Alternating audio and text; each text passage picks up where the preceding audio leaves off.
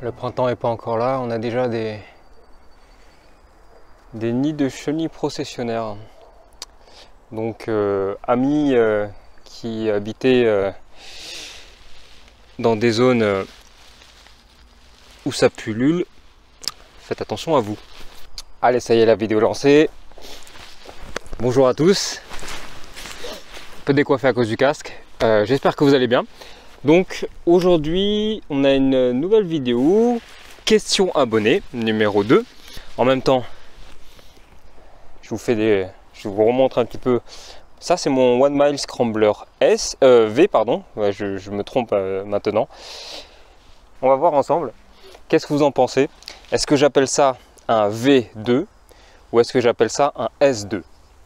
Donc c'est bien un V, hein. Nous avons les doubles suspensions ici, la forme de base avec une barre, ça je vous l'ai déjà maintes fois montré, avec une barre qui permet justement de pouvoir accueillir une batterie additionnelle. Donc là je ne l'ai pas mise parce que pour les trajets que je fais, ma batterie ici suffit amplement, et du coup ça me donne un côté un petit peu plus un peu plus bas, je trouve, un peu plus compact, et qui ressemble beaucoup plus au Scrambler S, mais avec une version améliorée du coup, parce que nous avons les doubles suspensions. Donc si One Mile Ltd Immobility Shop vous repassez par cette vidéo, ben voilà, hein. Vous savez quel modèle vous devez sortir maintenant. C'est comme le Rise Blade, vous savez qu'on a au Canada, ils ont sorti la version Rise Blade, mais 2022 je crois, ou 2021, avec les doubles suspensions. Et je pense que vous sortez ça, moi je vous en achète un tout de suite. Voilà. Allez, on va partir sur les questions aux abonnés. Hop, je vous fais un petit focus ici. Alors,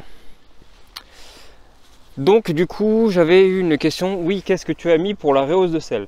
Alors, pour ma rehausse de selle, je vous ai déjà fait une vidéo. Je vous la remettrai en description, mais je vous avais déjà montré ça. Ce que j'avais mis en fait, c'était des connecteurs qui me permettaient, parce qu'en fait votre selle là-haut a déjà ces vis qui sont intégrées dedans.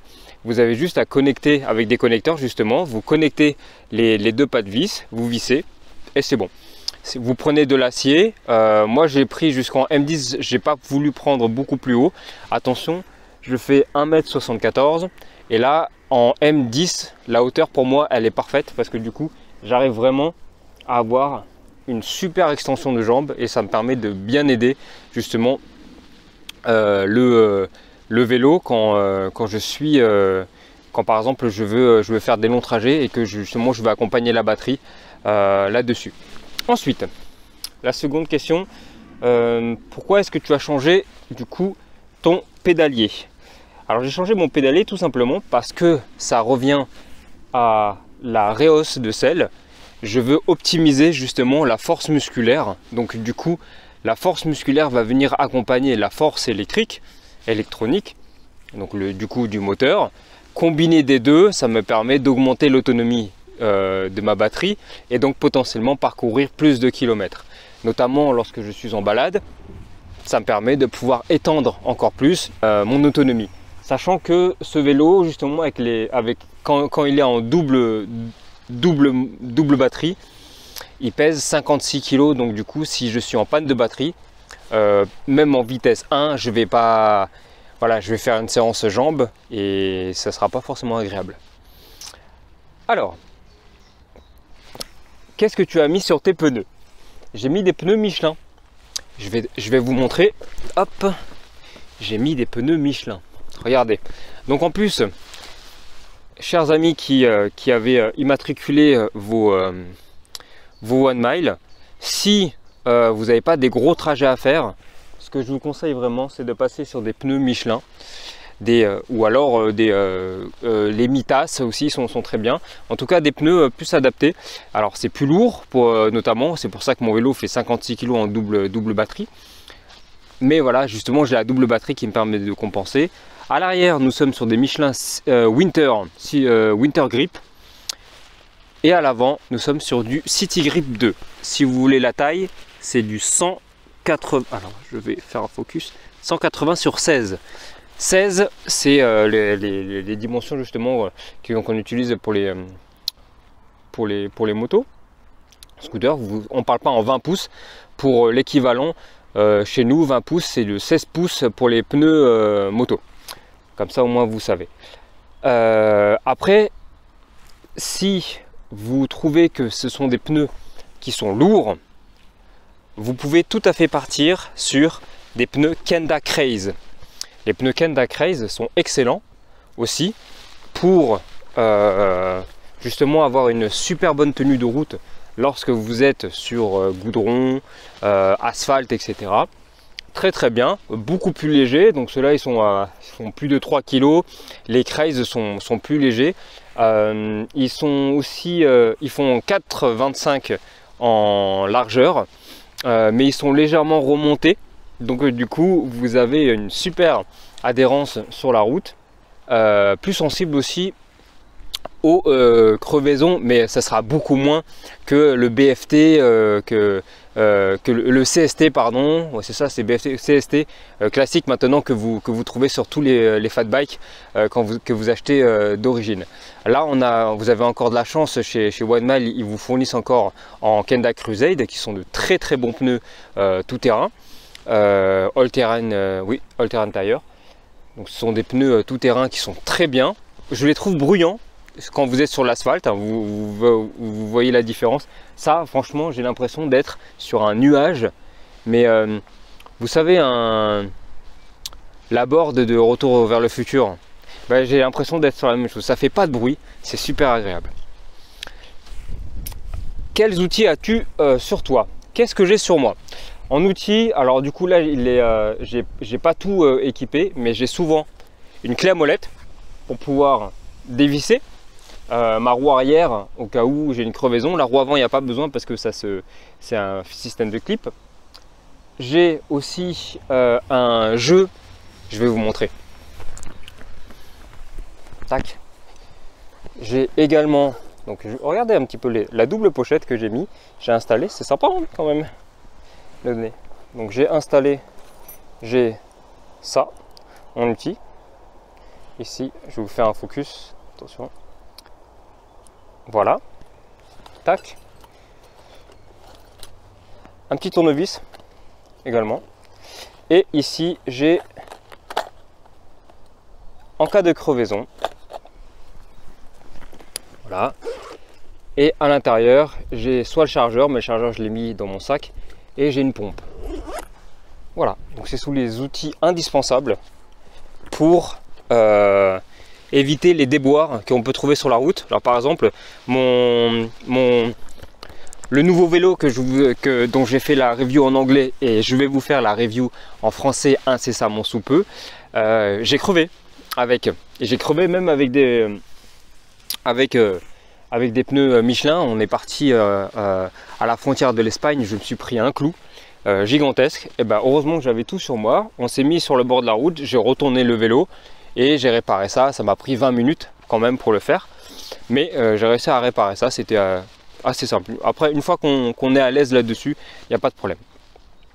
Alors, est-ce que tu as changé ton contrôleur? Ouais.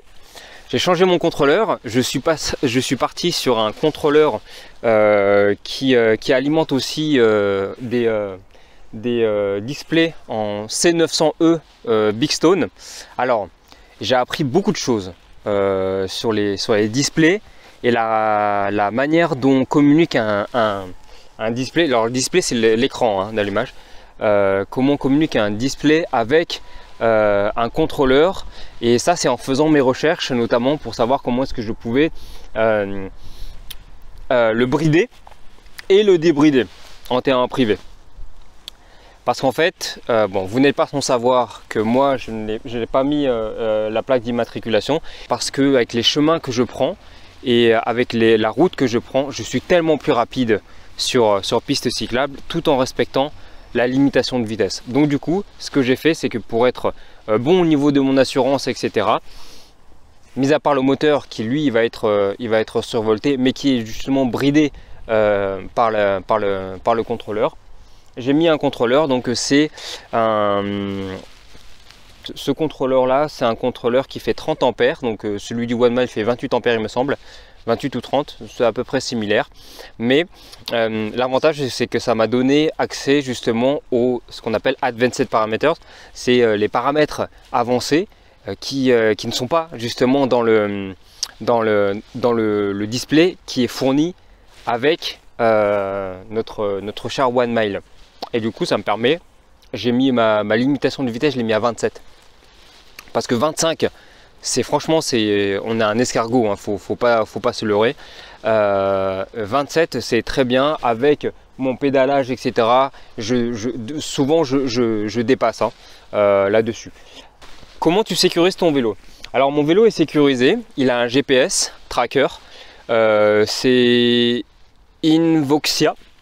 Donc, c'est sans carte SIM. J'ai pris un abonnement de 2 ans avec. C'est extrêmement précis. Ben voilà, je vais vous montrer. Par exemple, là, il vient de me faire des alertes de mouvement parce que j'ai touché dessus. Et j'ai doublé cette sécurité avec une alarme qui dès qu'on touche le vélo, ça vibre une fois et après ça fait un bruit une fois, ça fait un bip une fois, puis après ça sonne comme pas possible pendant 1 minute ou 2. Et c'est insupportable. Donc du coup, au moins ça calme. J'utilise un cadenas simple à code ici pour la plupart du temps et j'ai aussi une chaîne de moto. Bon voilà, on en a fini pour les questions. Je pense qu'en termes de modif, ça va aller là-dessus. Au fait, j'ai la seconde batterie, donc la batterie de mon Scrambler S qui dort parce que du coup je m'en sers pas. J'ai la batterie, je vais la mettre en vente. Donc si jamais ça vous intéresse, mettez-moi un commentaire, envoyez-moi un mail en privé. Et je vais aussi vendre le cadre du Scrambler S. Donc attention, un cadre, c'est toute la structure en alu qui ne comprend ni le guidon, ni la fourche, ni les roues, ni la roue arrière, ni la selle, etc., etc. En fait, c'est vraiment un cadre nu. Je vais mettre un prix qui va être très attractif. Si jamais ça vous intéresse, vous pouvez venir soit me mettre également en commentaire, etc. si vous voulez les prendre très rapidement. Auquel cas, je mettrai ça sur les sites de vente, sur Facebook, etc. Ça s'adresse surtout aux gens qui veulent partir sur un projet, pour un cadre par exemple. C'est surtout les gens qui veulent partir sur un projet, faire leur propre construction. Soyons fous, un 3000 watts à 72 volts avec un contrôleur Subvoton par exemple. Voilà, ça peut être quelque chose pour vous. Moi j'en ai trop. Et ma femme elle commence à criser là-dessus, surtout que je suis en train de voir, je suis en train de lorgner d'autres vélos. J'espère un jour pouvoir m'offrir un circuit. C'est quelque chose qui me plaît énormément. J'espère en tout cas que cette vidéo vous a plu. Je vous dis à bientôt et puis d'ici là, prenez soin de vous, roulez prudemment et à la prochaine. Levez, toujours levé.